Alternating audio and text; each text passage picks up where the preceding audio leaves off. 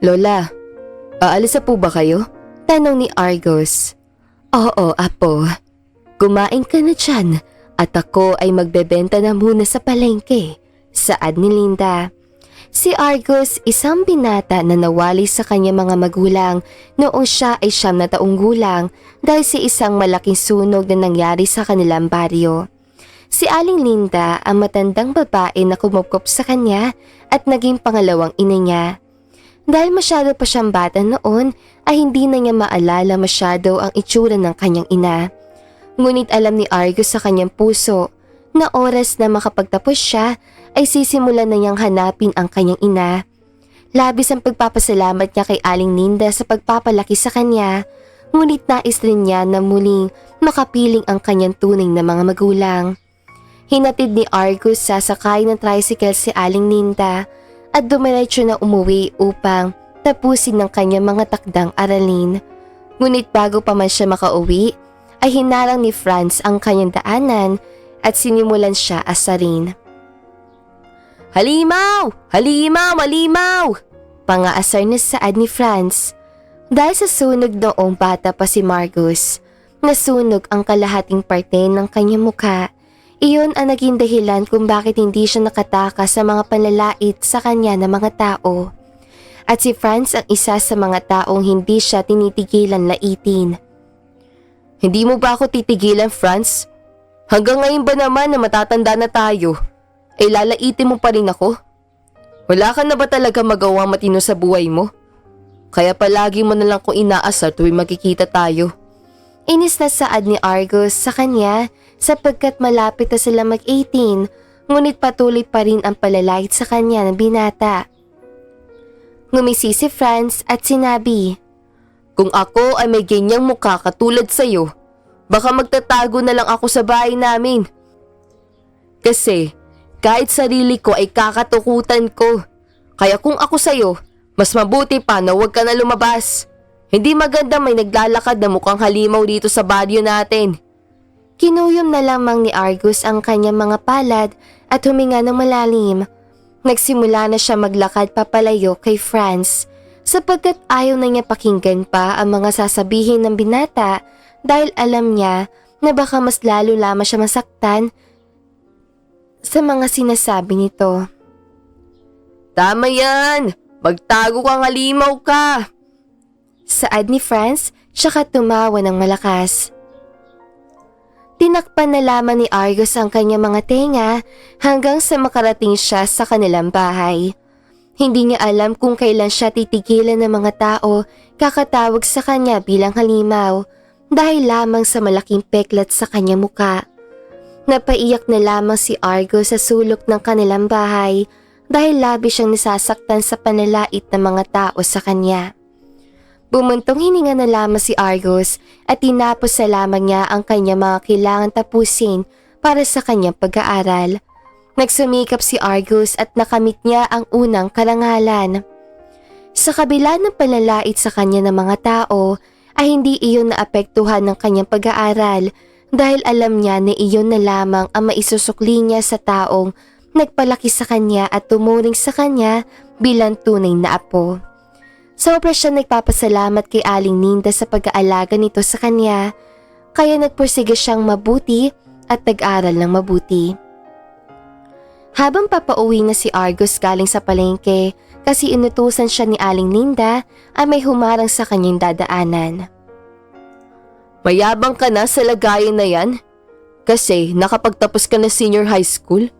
Tanong ni Franz sa kanya habang nakangisi. Ano pang problema mo, Franz? Nananahimik ako rito. Paraanin mo na ako. Pakiusap ni Argus sa kanya. Ayaw ko ng gulo. Hindi ko alam kung anong nakita sa'yo na matandang yun. At sobrang gaan ng loob niya sa'yo. Tignan mo nga itsura mo sa salamin. Mukha kang halimaw. Please lang, Franz. Hindi ko gusto makipagtalo sa'yo. Ayaw ko ng gulo. Sana naman tigilan mo na ako laitin. At bakit ako titigil tawagin kang halimaw kung totoo naman ang sinasabi ko? Tanong ni Franz. Magsasalita na sana si Argus, ngunit tinawag ni Franz ang kanyang mga kaibigan kaya nabaling ang atensyon niya. Kaya umalis na si Argus bago pa man lumala ang kanilang usapan ni Franz. Hindi na kinakaya pa ni Argus ang panlalait sa kanya ni Franz, ngunit hindi naman niya ito nais pa na patulan dahil alam niya na lalo lamang lalaki ang gulo at masyado na siyang matanda pa para pansinin pa ang ganoong ka-childish na sinasabi ni Franz sa kanya. Sa mga sumunod na buwan, nagsimula na magtrabaho si Argus habang nag-aaral siya sa kolehiyo. Dahil alam niya na nahihirapan na ang kanyang lola na magtrabaho sa palengke at gusto niya makatulong. Isang araw, isang hindi inaasahan na bisita ang dumating sa kanilang tahanan.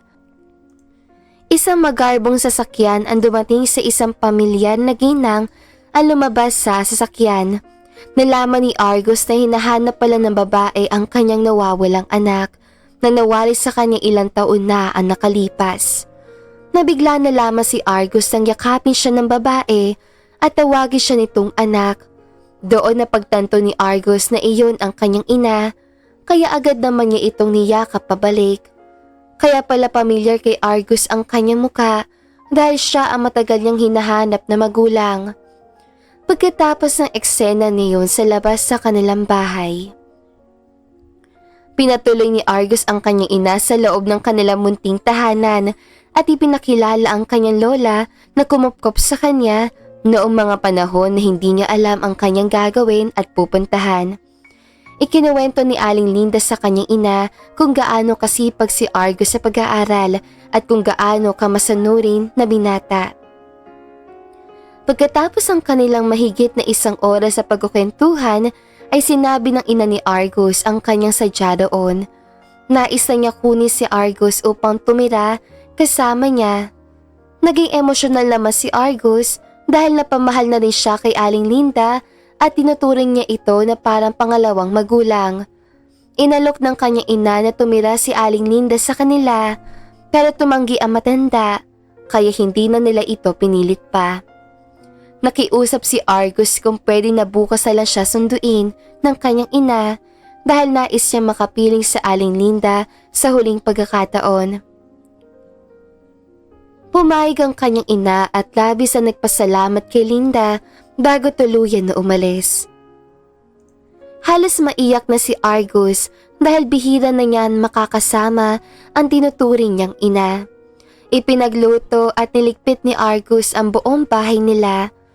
Mabilis lumipas ang gabi at kinaumagahan ay maagang sinundo ng kotse si Argus. Tuluyan na siya nagpaalam sa umampun sa kanya. Laking gulat niya na dumating siya sa mansyon na tinitirhan ng kanyang ina.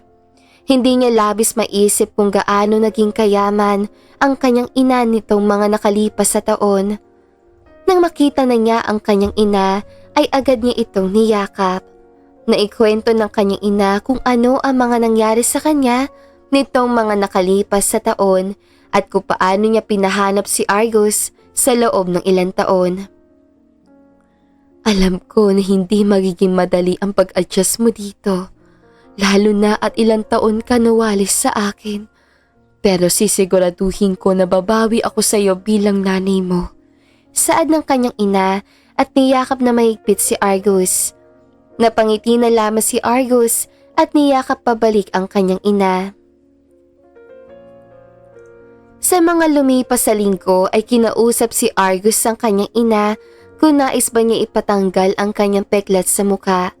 Nang marinig ni Argus na maaari mawala ang peklat sa kanyang muka ay agad siyang pumayag. Kaya sumunod na linggo ay nag-undergo siya ng operasyon kosmetiko at matapos ang ilang linggo ay tuluyan na naghilom ang sugat sa kanyang muka. Nakita niya kung gaano kakinis ang kanyang muka at kung gaano siya kagwapo nang nawala ang peklat. Hindi na niya napigilan ang kanyang sarili at niyakap na mahigpit ang kanyang ina at labis ang kanyang pasasalamat rito. Lumaki siya na tinatawag ng iba't ibang pangalan dahil lamang sa peklat sa kanyang muka. Ngayon na tuluyan na iyong nawala ay unti-unti na bumabalik ang kanyang self-confidence. Sa mga sumunod na mga buwan ay dinadalaw ni Argus si Aling Linda upang kamustahin siya at tulungan sa ibang gawain. Nagdadala rin siya ng mga pagkain nito. Nais niya sana na sumama na siya at tumira sa mansyon kasama ang kanyang ina. Ngunit lagi siyang tinatanggihan ni Linda. Kaya nagpasya na lamang siya na dalaw-dalawin ang matanda. Lalo na alam niya na matanda na si Aling Linda at mahirap na mag-isa siya. Nandito na naman pala ang halimaw!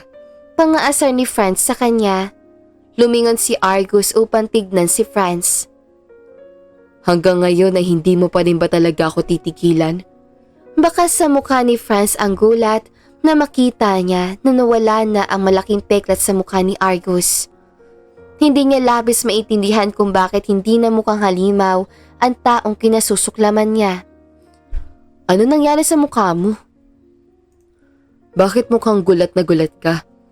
Kahit na mukha ka pa ring halimaw, kahit na anong gawin mo, hindi mababago ng kahit anong gawin mo ang itsura mo noon. Nakatatak na yung mukha mo sa mga utak ng mga tao. At mamamatay ka nang kilala ka nila bilang halimaw na may malaking peklat sa mukha. Alam mo, sa totoo lang, ayaw na kitang patulan pa, Franz. Pero sumusobra ka na eh. Pero dahil mabait ako at wala akong panahon na makipagtalo sa'yo, hindi na lang kita papansinin. Saad ni Argus at dumiretso na sa kanyang kotse at nagmaneho papalayo. Hinayaan na lamang niya roon si Franz.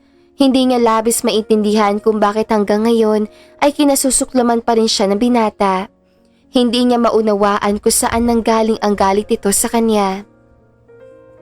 Sa mga lumipas sa buwan ay naging busy si Argus sa kanyang pag-aaral sa kolehiyo. Pero hindi niya nakakalimutan na padalhan ng pagkain linggo-linggo si Aling Linda at ang kanyang ina ay minsan personal na dinadalaw ang matanda. Lumipas ang ilang taon at tuluyan na nakapagtapos ng kolehiyo si Argus at nagsimula na magtrabaho sa kumpanya ng kanyang ina. Labis ang kanyang pasasalamat sa kanyang ina dahil nakapagtapos siya sa kursong nais niya. Hindi siya naghirap na mag-aral dahil nagkita na muli sila ng kanyang ina. Ang magulang na kanyang inaasam ay bumawi sa kanya ng higit pa sa kanyang inaasahan. Isang araw, nagpasya si Argus sa bumalik sa baryo na kanyang kinalakihan upang magbigay ng kaunting tulong sa mga mamamayan roon. Bumalik siya roon sa baryo bilang bagong lalaki. Taglay ang bagong pagkatao at ang sakses sa kanyang pinaghirapan ng ilang taon.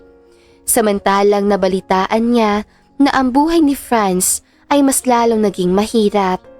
Hindi siya nakapag-aral at naging tambay na lamang siya. Doon lang rin niya nalaman kung bakit labis ang galit ni Franz sa kanya. Dahil ang totoo palang dahilan noon ay nainggit si Franz sa kanya dahil nakapag-aral siya at maganda ang takbo ng kanyang buhay. Kaya labis sa lamang ang galit ni Franz sa kanya dahil ang buhay na nais niya ay nararanasan ni Argus.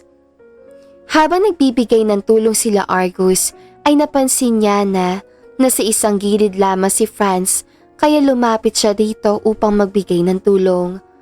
Numingon si Franz sa kanya at itinabig ang inaabot ni Argus at sinabi, "Hindi ako tumatanggap ng tulong sa katulad mong magpapanggap."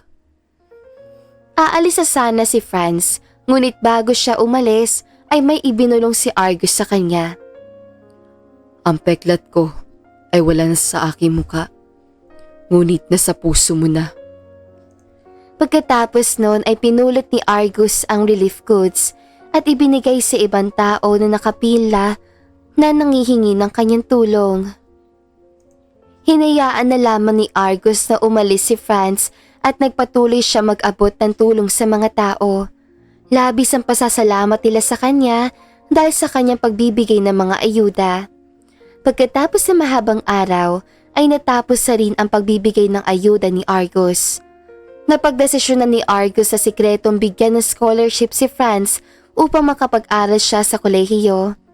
Hindi man naging maganda ang pakikitungo ng binata sa kanya, pero nais niya na makatulong sa paraan na alam niya, hindi na siya nagpakilala pa kay Franz.